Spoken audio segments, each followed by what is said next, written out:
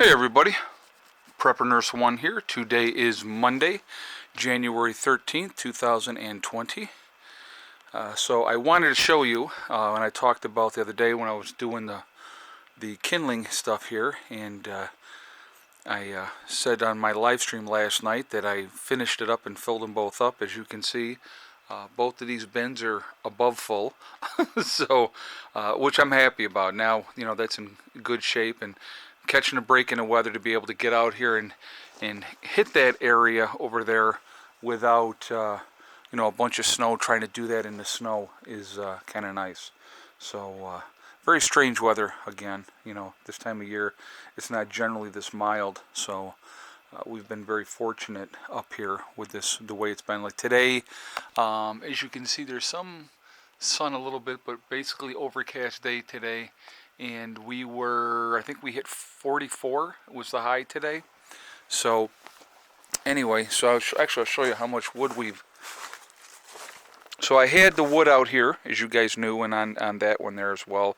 So we had the wood out here, and then we've gone into that much so far. So actually, realistically, we have not gone through a tremendous amount of wood so far this winter. I still have all the rest of this, and I'm going to actually get up here so you can see it a little bit better. It goes back quite a ways there, and so, so I got 2 rows here, I have 3 rows here, and then I have all that wood over there. So there's no way I'll use all this wood this winter, which is great. Real happy about that.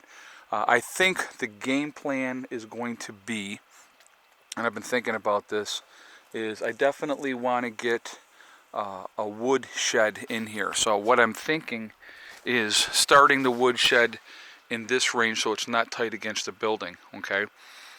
Hitting this whole area here and having it come out.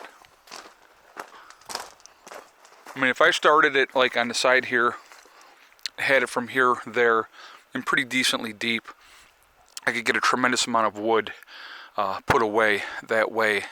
This would come out. That's a composting bin, so I would take that out of there, and just this whole area could be used as a wood bin. So that's one of the thoughts that probably, or not just thoughts, but probably one of the things that will happen this year.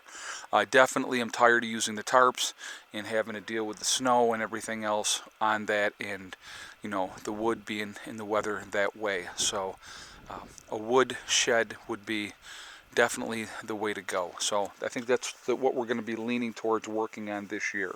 Okay, so anyway, so I wanted to talk about today, and this is actually, you won't see this on video, of course, but we're going to talk about it.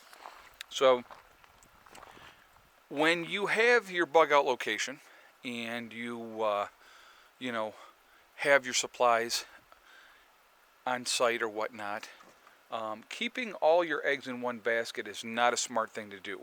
Okay, it's just not. Especially, okay, so here's the other part of it. Being a YouTuber and being out here on YouTube makes me a target, obviously. So the wrong people know where I'm at. The wrong people know that I have supplies and stuff like that.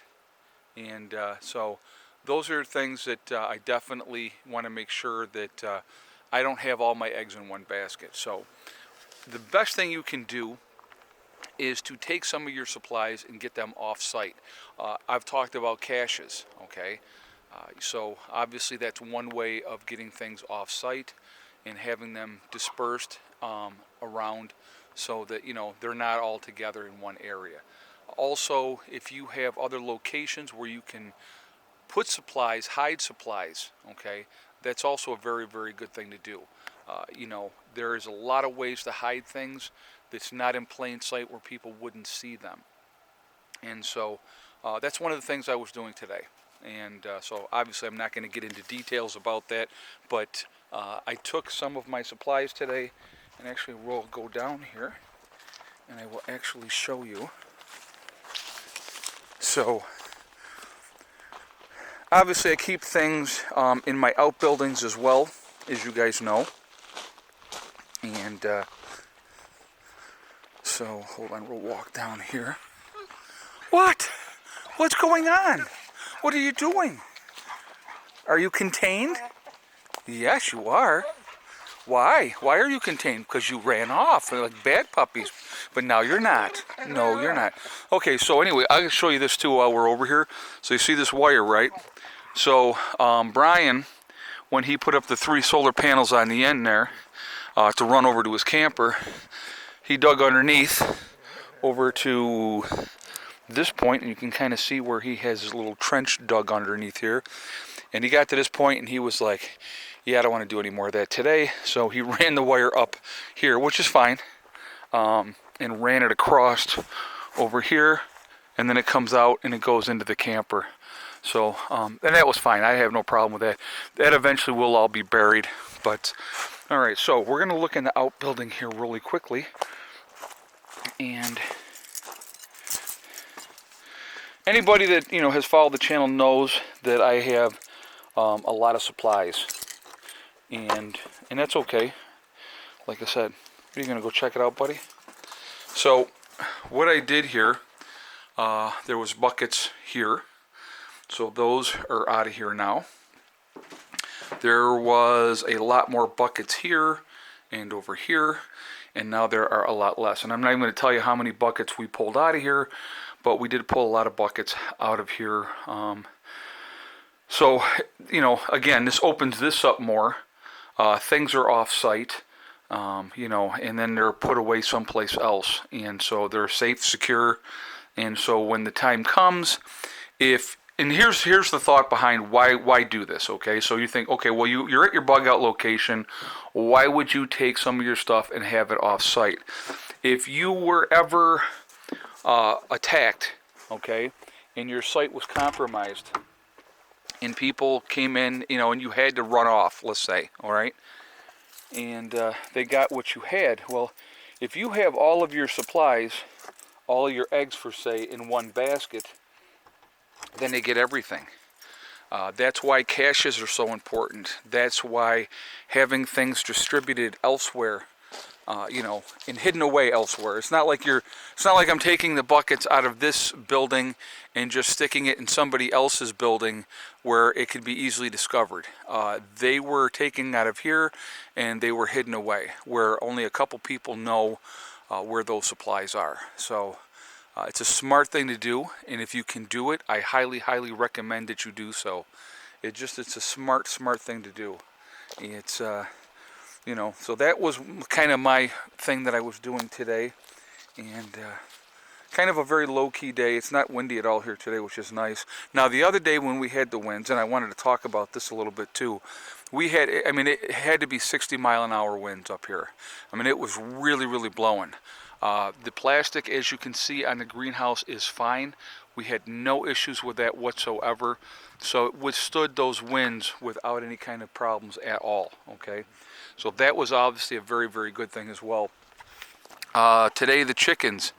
Now, the other day when it was really windy, the door for the chicken coop blew open and they were all frazzled. And so we didn't get a whole lot of eggs that day.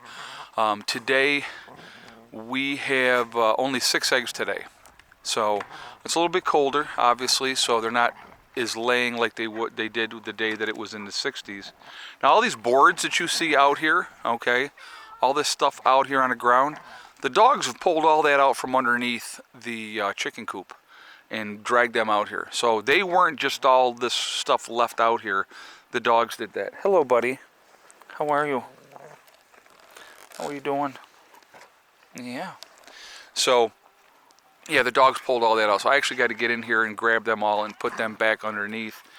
We got a couple more days where we're going to have decent weather. Oh, that's funny. Did you see her? She grabbed his tail. But, so we're going to have a couple more days of decent weather, and then it's supposed to get cold again. What? Can I help you? Yeah? Yeah, it's a good boy. He's a good boy. But anyway, and I'm going to kick this up here so you can see the smoke coming out of the chimney. So I've had a fire going. It's very, very warm inside the house. What? Can I help you, sir? Or are you demanding some attention? So anyway, guys, I want to hear your feedback. What do you feel about the fact of keeping all your eggs in one basket or keeping things dispersed in different areas, and you know, having it within a reasonable distance from where you are. Obviously, you don't want to have you know, your stuff someplace 10 miles away that it would take you forever to get there. But to have things elsewhere hidden away is a very, very smart thing. If you can have underground caches like I've talked about before, and that's another way to really smartly have things put away so that you're, you know, squared away in that aspect. I just think it's a smart thing to do. I do plan on distributing more of my stuff off-site as this year continues. I don't want to have as much here, and plus if I get rid of more of these things, not get rid of them per se, get rid of, but put them elsewhere, that frees up more room to put other stuff where, you know, I have it. So, you know, lots of plans, lots of things in the works. I'm literally, guys, I'm going to tell you, I can go years of doing projects here and still never be done with everything. So, but that's, you know, how it kind of goes. But that's okay. It'll keep me busy, keep me out of trouble. But anyway, so that was today's project, was getting some stuff off site. And so we did that, and other supplies as well, obviously not just food, but other things as well got put off site.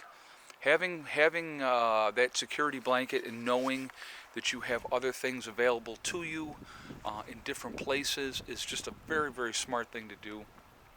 And if you can do that, definitely, I highly, highly recommend that you do that. I definitely want to hear your feedback on this topic. Anyway, I have a lot of things coming up, guys, and a couple of fires, or what do they call, pokers in the fire here and there. And so more information to share with you as we continue on with our journey here at the homestead. But things are good. Things are good. It's kind of a low-key day today for whatever reason.